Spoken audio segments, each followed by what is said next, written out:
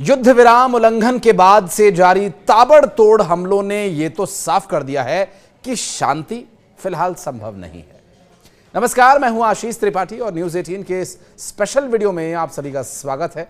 और युद्ध विराम अब बीते दिन की बात हो गई है, चाहे वो रूस यूक्रेन युद्ध की बात हो या फिर इजराइल का गजा पट्टी में किया जा रहा हमला या फिर लेबनान को लतेड़ने का मामला।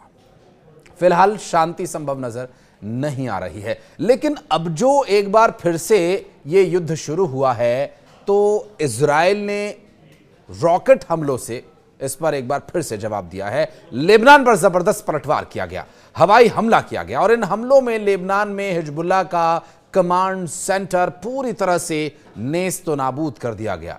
दावा यह किया जा रहा है कि इजरायली हमले में कई लोगों की मौत हुई है और दर्जनों लोग घायल भी हुए हैं। इजरायली सेना ने बताया कि उसके तोप खाने और हवाई हमलों ने दक्षिणी लेबनान को निशाना बनाया है और इससे इजराइल और लेबनानी सशस्त्र समूह हिजबुल्लाह के बीच एक साल से चल रहे युद्ध को समाप्त करने वाले अस्थिर संघर्ष विराम को खतरा पैदा हो गया है। इजराइल ने बताया कि आज लेबनान की ओर से 5 रॉकेट्स फायर किए गए थे, जिसमें से 3 को एयर डिफेंस सिस्टम ने मार गिराया और इजराइल की सेना ने दक्षिणी लेबनान में हवाई हमलों की अपनी श्रृंखला के बारे में एक बयान जारी किया। उसने दावा किया कि हमलों में दर्जनों रॉकेट लॉन्चर्स और हिजबुल्लाह कमांड सेंटर को निशाना बनाया गया। एक वरिष्ठ हिजबुल्लाह सूत्र ने इजराइल पर रॉकेट हमले में समूह की संलिप्तता से इनकार किया है और सूत्र ने बताया कि ये जो लेबनानी समूह दक्षिणी लेबनान में संघर्ष विराम के लिए प्रतिबद्ध है और इजराइल के खिलाफ किए जाने वाले किसी भी ऑपरेशन की जिम्मेदारी आधिकारिक तौर पर लेता है।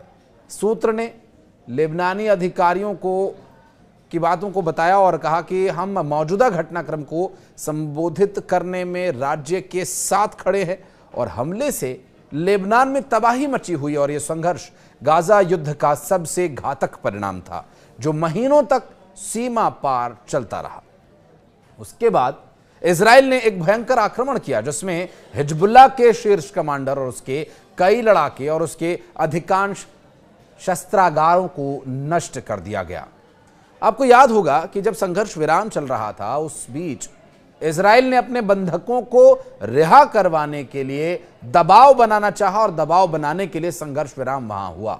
और इस संघर्ष विराम के लिए इजराइल का दावा यह था कि अपने लोगों की बंधकों की रिहाई के लिए सेना का युद्ध का दबाव होना बहुत जरूरी है और फिर उन्होंने आईडीएफ को एक बार फिर आगे छोड़ दिया। उसके बाद पलटवार हुआ, इजराइल पर कई रॉकेट्स से हमले किए गए, ड्रोन्स को मार गिराए जाने का इजराइल ने दावा किया, लेकिन एक बार फिर अब इजराइल ने लेबनान पर हमला किया है। हिजबुल्लाह ने शनिवार के हमले की जिम्मेदारी से इनकार करते हुए कहा कि रॉकेट लॉन्च से उसका कोई संबंध नहीं है और वो युद्ध विराम के लिए प्रतिबद्ध है। किसी भी समूह ने हमले की जिम्मेदारी नहीं ली है। इजराइल के प्रधानमंत्री नेतन्याहू ने रॉकेट हमले के जवाब में लेबनान में दर्जनों आतंकवादी ठिकानों पर हवाई हमला करने का आदेश दिया। इजराइल के सैन्य प्रवक्ता अविचाय एड्रे ने कहा कि सेना वर्तमान में दक्षिणी लेबनान में हिजबुल्लाह के आतंकवादी ठिकानों पर हमला कर रही है और आगे भी ये कार्यवाही जारी रहेगी। उत्तरी इजराइल की ओर से दागे गए 5 रॉकेट्स की जिम्मेदारी किसी समूह ने अभी तक नहीं ली है। किसी नुकसान या किसी के हताहत होने की सूचना भी नहीं मिली है। तो वहीं इजरायली सेना ने कहा कि कड़ा जवाब देने की हमने कसम खाई है। लेबनान की सेना ने कहा कि उनके देश के दक्षिण में 3 अस्थायी रॉकेट वैरायटीज को नष्ट किया गया। उन्होंने यह भी कहा कि यहीं से इजराइल की ओर से प्रोजेक्टाइल लॉन्च किया गया। सेना ने कहा, एक बयान जारी किया और सेना ने लिटानी नदी में उत्तर में क्षेत्र में 3 घरों में बने रॉकेट लॉन्च पैड खोजे और उन्हें नष्ट करने की प्रक्रिया शुरू कर दी। लेबनान में संयुक्त राष्ट्र की ओर से भेजी गई शांति सेना ने इस पर चिंता व्यक्त की है। इजराइल और हिजबुल्लाह के बीच संघर्ष विराम समझौते को बाधित करने वाली सीमा पार हिंसा में संभावित वृद्धि भी इस परिस्थिति में खतरनाक है।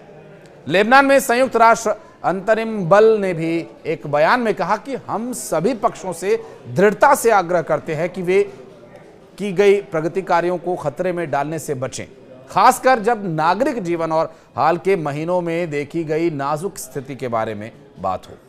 और उन्होंने ये भी कहा कि इस अस्थिर स्थिति के और बढ़ने से क्षेत्र के लिए गंभीर परिणाम हो सकते हैं। और इसके अलावा यूनिफिल ने यह भी कहा कि स्थिति बेहद नाजुक बनी हुई है, हम दोनों पक्षों को अपनी प्रतिबद्धताओं को बनाए रखने के लिए प्रोत्साहित करते हैं। बहरहाल युद्ध विराम क्या कुछ समय के लिए जो हुआ उसका मकसद पूरा हो पाया? अभी तक तो हालांकि ऐसा प्रतीत नहीं होता, लेकिन उम्मीद ये की जा रही थी कि ये जो युद्ध विराम हुआ था इससे और लंबा करके किसी तरह से बातचीत के टेबल पर सबको साथ ला करके इस विषय में कोई हल निकाला जाए, लेकिन यहाँ स्थिति फिलहाल एकदम उलट है। वर्तमान परिस्थितियों को लेकर अगर आप कुछ कहना चाहते हैं तो कमेंट सेक्शन में आपके लिए वेलकम है। धन्यवाद।